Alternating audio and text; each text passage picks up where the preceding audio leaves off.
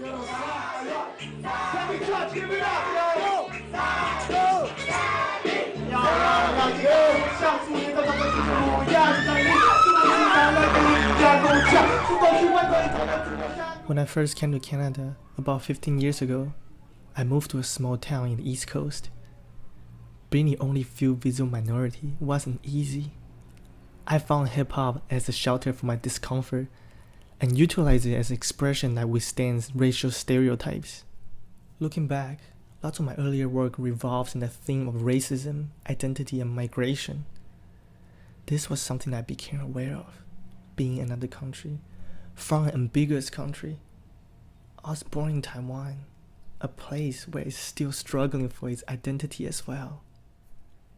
After playing with music and painting, I've encountered film, a medium that's most versatile and multidisciplinary for me at the time. Through Atlantic Film Co-op's film scholarship, I've made my first 16mm film. The theme is based on racism. In the film, all the characters' eyes are scratched off. The main character despises him throughout the film, until he realizes that his eyes are also missing.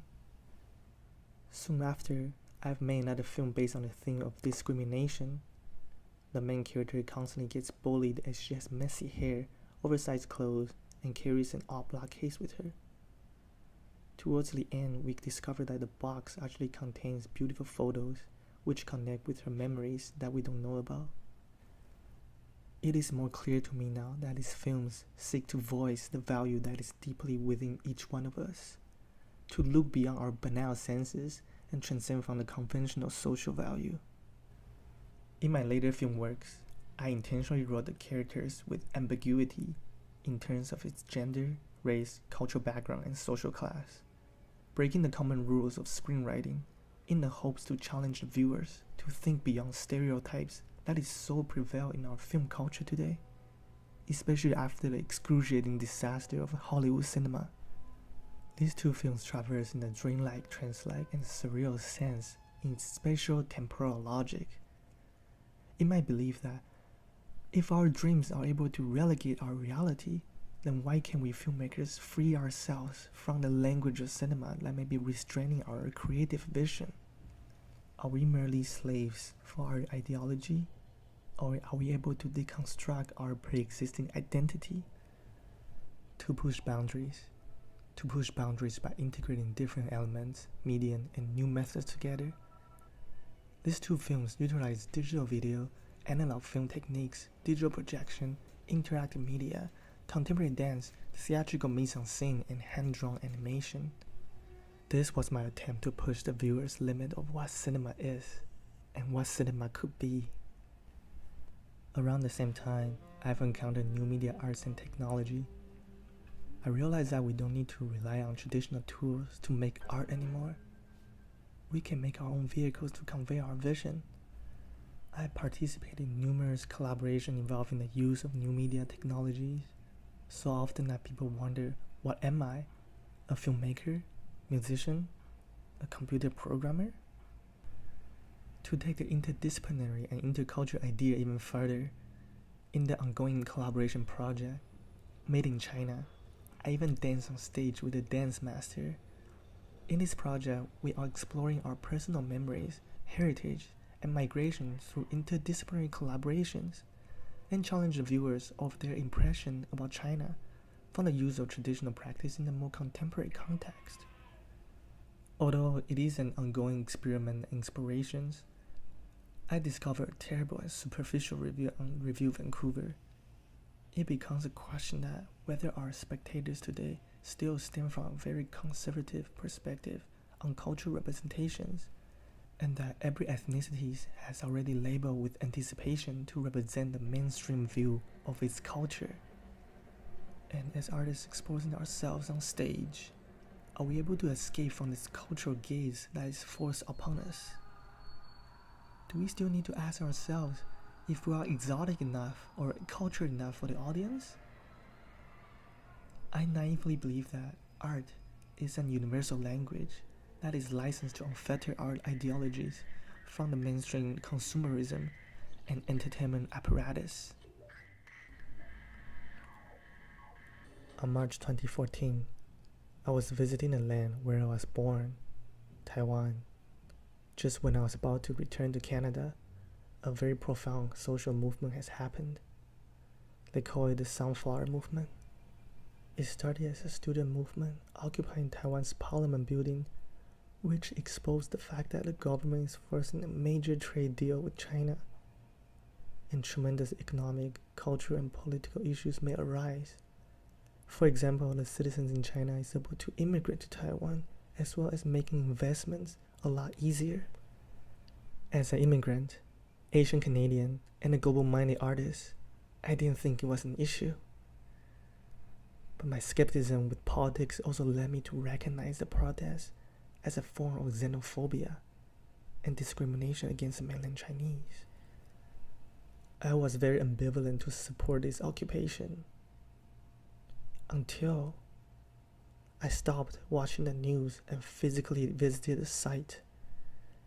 It turns out to be as one of the most fascinating protests I've ever witnessed in my life. Ewan Rowan, one of the core members of the movement, as well as Burning Man's regional contact for Taiwan and China, compares with Burning Man and Occupy, and highly praises the Sunflower Movement. He describes the protest as a kind of avant-garde performance art. Almost everywhere within the occupation zone, you can find creative use of visual and performance arts for the protester to articulate and spread their messages. The students and activists were using artistic means to educate elected lawmakers as to their duties and obligations. By actually being inside the scene, I was able to perceive more factual information. Yet, being on the outside, the only ways to receive information was through media or social networks. The media distorts as an uncivilized riot and falsely reports the goal of the protest. As a result, Taiwanese citizens take extreme sides, which cause tremendous tension and discrimination against the different beliefs. To me, they were all victims under the control of media and politicians. I realized that it's human nature that we function inevitably by stereotypes and self-identity, something that potentially lead to larger issues such as xenophobia and racism. Yet, mainstream media are constantly stretching and worsening this condition. They often overly simplify, generalize, and exaggerate information, which lead the viewers from ignorance to prejudice on subjects that may need a deeper perspective. While I was touched by the students and activists, I know that something was missing. An alternative portal to connect everyone together, as well as to the rest of the world. I then decided to make a net art project called IHearYourVoice.com that utilized website as an alternative platform for people to voice themselves and to listen to each other. I have implemented experimental sound synthesizers and evocative wording to guide the participant to go deeper, to go inwards, to find their inner voice within, and to avoid superficial thoughts and aggressive comments. Once your voice gets sent out, someone somewhere in this world may receive and respond to your message. In the end, the participant leaves with a surprise image with their voice and the response. It becomes an image of an inner voice, conjuring with the positive spirit of the movement. I know that deep down there are always something universal within each one of us. The value of culture, civilization, justice, liberty, and great spirit. Yet often we are stuck on the surface level. Our look, our clothes, our skin color, our gender, our social class, our profit, as well as our views of politics, nationalism, and religion. I believe that art is the alternative door that can take us to a deeper realm and also connect us on a human-to-human level that we may have yet to experience. Looking back from my very first black and white experimental film to my latest new media art project, although the evolution of technology has made the forms and possibilities so prominently different, yet I realize the core of the art itself still resonates with each other and shares similar voices.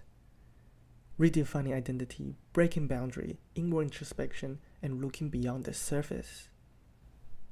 My intuition guided me to interdisciplinary art and technology, Possibly because that interdisciplinary art disfigures identity, and that new media is a new vehicle that can take us to new places that can still elevate from the growth of mass media. We can then keep searching for doors that may lead us to a deeper place, to where our souls and spirits belong. Somewhere that shares universal values, somewhere that is transracial, transnational, and transcultural. And finally, we can smile, embrace our differences, and celebrate ambiguity.